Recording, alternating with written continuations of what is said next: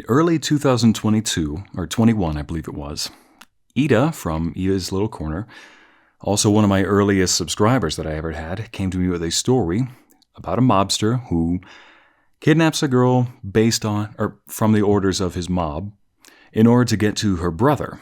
The brother had previously been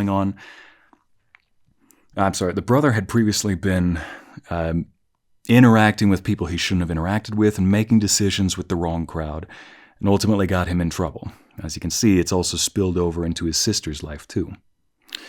The character in question has his own motives, his own goals.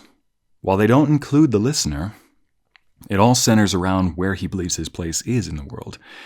Previously, he was somebody who didn't really have much of a purpose in life. He saw himself back as a teenager, just another kid in high school trying to make his living, wasn't really easily likable, and yet there was always this one girl that he knew back in high school that was lively, that was likable, that always brought out the best in people too.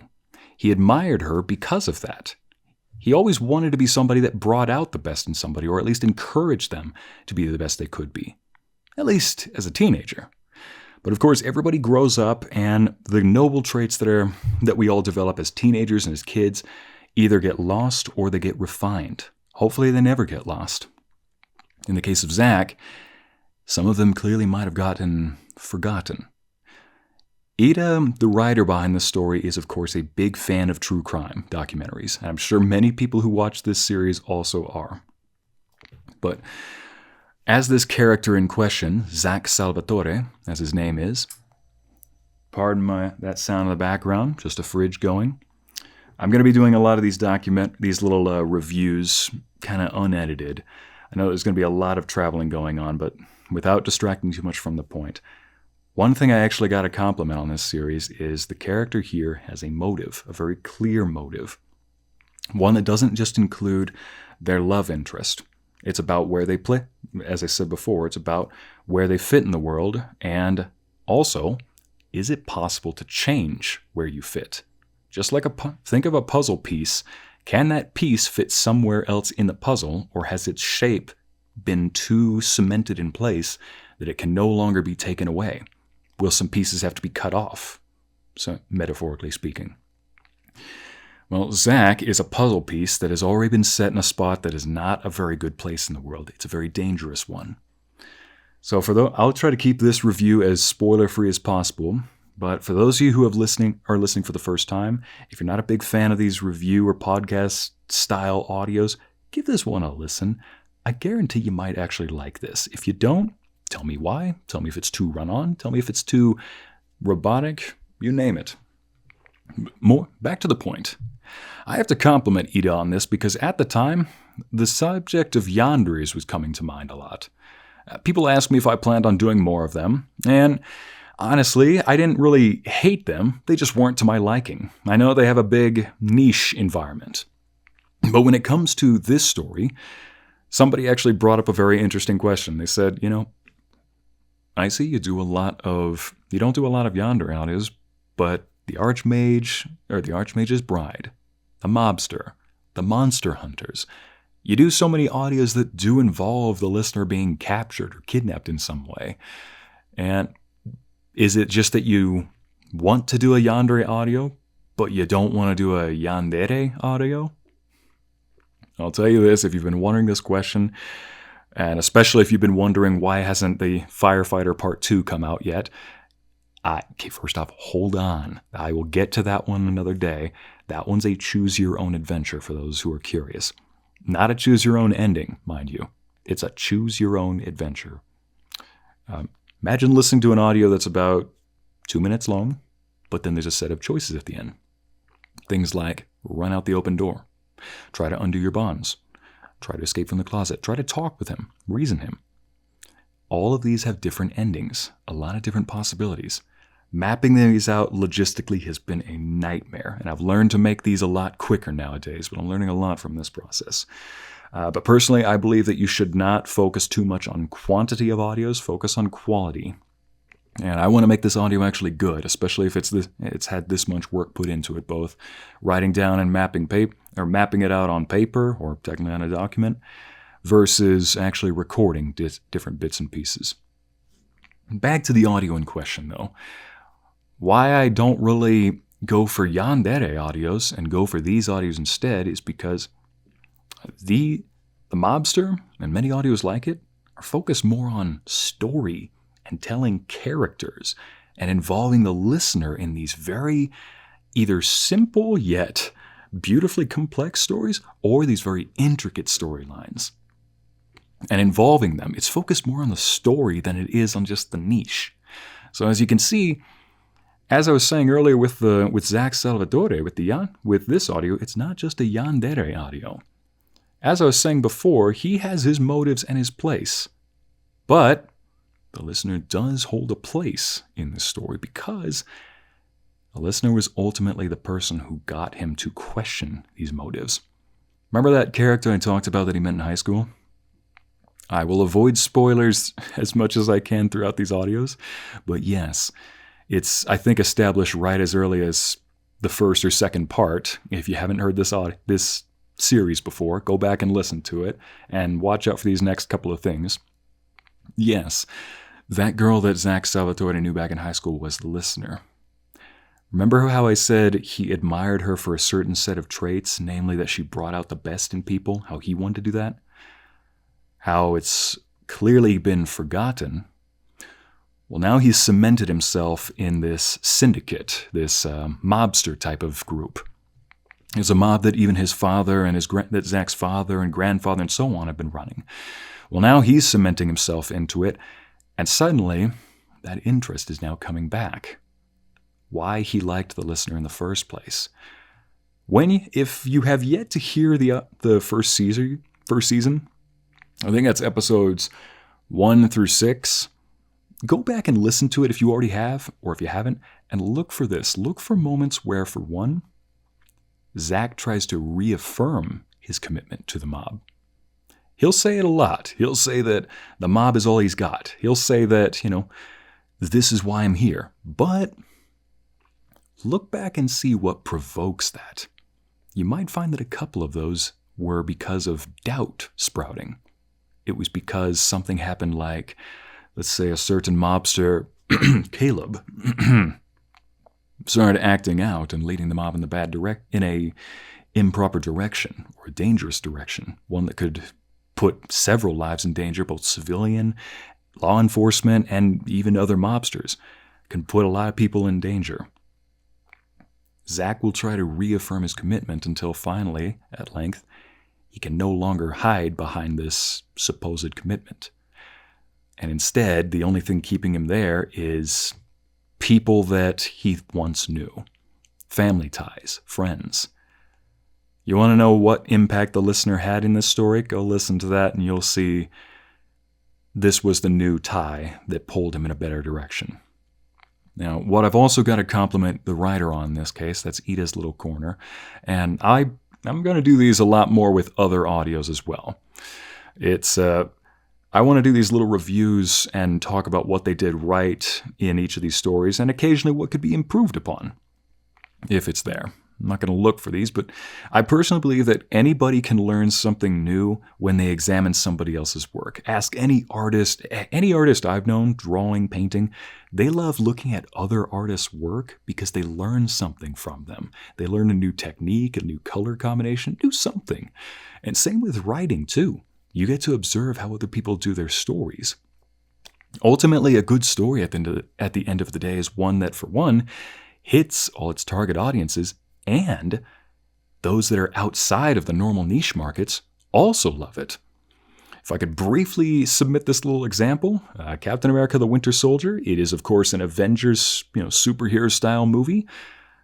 If you're not an Avengers fan, if you're not a fan of superhero movies, give that movie a watch anyway. You will still love it. It is, of course, an action adventure. So people who enjoy action, people who enjoy superhero movies, they'll love that movie. People who just love good stories, but not superhero flicks, they'll still love that. That is a good story because it is well-liked and entertains and keeps people engaged despite them not being a part of the same target audience. In this case, the mobster audio, I think is also a good story because it fulfills that same requirement. People who are not a fan of those true crime or mobster-style audios or even romances will still find something that holds their interest here. And it probably might just be even that they are a character in this story and a pivotal role. What I like about this story is that the listener is actively engaged. She actually goes through a bit of a character development herself, from this loving, innocent, you could almost say frail character to somebody who is a voice of reason, obviously, but the way she's a voice of reason goes from changing others, changing somebody's opinion on something, to reaffirming a belief and being willing to hear somebody else's perspective, being willing to hear them out, listen to them, and even going through a little bit of character development, learning to punch herself. But at the end of the audio, end of the first season, Ida also came to me and said, hey, how long do you want this series to keep going? Because one thing that was very known is I like to keep audios somewhat short if it's a series. If I can't expand it into a part 2, or if the part 2 seems very stifled or forced, I'm not going to make it. I want it to be good. Well, in this case, I just said, for storytelling purposes, anybody who is having trouble writing their story, ask themselves this question. What is the point of the story? What's it all culminating towards? What's it building towards? Okay. What's going to take us from point A, where we are right now, up until that point? I called Ida, and we talked about some of these different plot points that we had opened up in Season 1. Plot points like, where does Zach stand with the mob? Does he leave? Does he stay? I actually let her decide that myself because it was still kind of up in the air. I'll let listeners find that out if they haven't listened to the audio. Season 2, there were a couple of other storylines that we had opened up as well. One of them was, remember how the listener got involved in this story in the first place? Her brother was the one who was running with the mob and getting them ultimately in trouble. And it was a reconciliation that was needed. Reconciliation meaning the listener had actually not seen or talked to her brother in a very long time. And then the next thing she hears about is him getting in with the mob, and now she's in trouble because of that. I was like, I think we need to have some closure on that. If nothing else, now that she's in a better place, as it turns out, she might even just want to know if her brother's safe. Same with her parents. And another issue entirely, a plot point, was what's Zach's new life? If he leaves the mob, it's not enough to leave a habit. For example, it's not enough to change a habit. You got to replace it with something. It's like replacing a bad wall in a house. You can't just tear out the wall entirely. You need to replace it. So what does he replace his new life with? I'll let you guys figure out or see that in Season 2 and 3.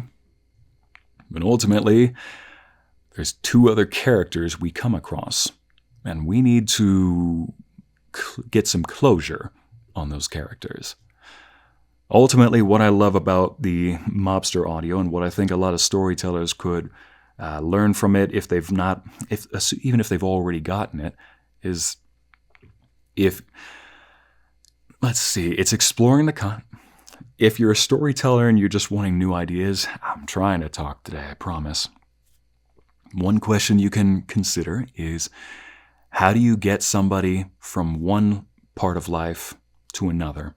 How do you change the shape of a puzzle piece, metaphorically speaking? Because if somebody has already found their space in that metaphorical puzzle, where else can they fit? What needs to be cut out in order for them to fit there perfectly? Maybe they have all the right shapes, but there's just one detail that's off. Maybe they won't even fit there completely in that new spot in life. But where do they ultimately fit? Another question to consider, which Ida also has one of the characters that we come in contact with, Zach's father. We do also hear from him at some point. Zach's father gets us to think about, what if Zach had continued going the direction that he was going with the mob? Well, his father fulfills he answers that question. He would have said ultimately you would have ended up in this spot that I'm in right now. And honestly, I don't think you would have been happy. He gives us a sense of what happens when stubborn pride leads us in a certain direction. Finally, the fridge stopped moaning over there. Okay. Anyway, what I think that anybody can consider listening to this audio is, how do you change somebody's story? How do you change their ending based on where they're starting? How does a relationship go from former colleagues and develop into actual loving partners? And what type of hurdles do they have to jump over? While you may not meet somebody who's, say, a former outlaw, every couple is going to have to come across some sort of hurdle that they need to get over. It could be a past habit or a past interest that they had to let go of because it wasn't helping them in the present. And what I can say about The Mobster as well is that it is a beautiful example on how a person's motive can change based off of principles that they once had coming back into light. So I'll be doing more of these reviews on different stories in the future. I'll probably have to revisit The Mobster once it's done, as well as the other stories once they're done. And like I said, I don't just want to review the stories that are purely lore-focused or have a series long. Some of them I even just want to review because they're just relaxing. They're a nice one-off that had all the right elements of a good story, and as well as what to improve upon for some of these. So let me know what you think down in the comments section.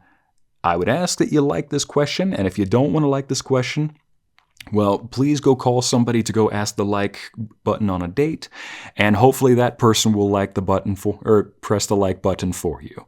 Otherwise, have a nice day and enjoy this holiday season.